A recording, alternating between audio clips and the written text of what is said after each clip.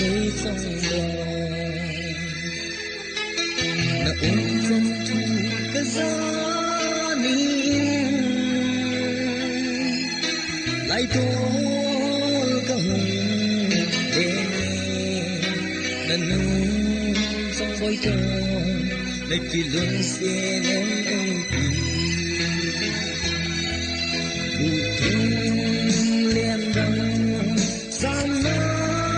mấy ly góp mấy buông quay để chỉ luôn suy khi nằm mơ phôi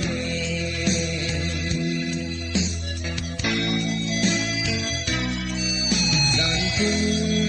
cô đông ấy hoa lần hương buồn khi tan ấy thì hiện là cái say nồng cần gì dùng hello đông cả thâu chân ta buổi thương lên đông cái san nó mấy ghê gót mấy buông nó con lệ nơi kia luôn suy nằm bơ con nè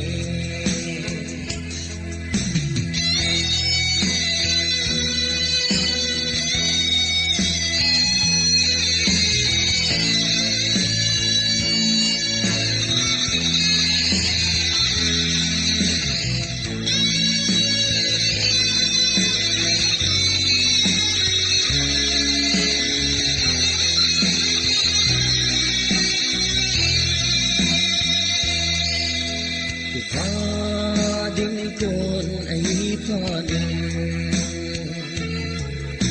cả lung ghé dần cả say dấu in goodbye cả hai đôi lê thì em sao đã không có dồn ta dù thiên đen đông là sana mấy ly góp mấy buông nó con lệ nơi kia lưng xếp khi nằm mơ phôi nè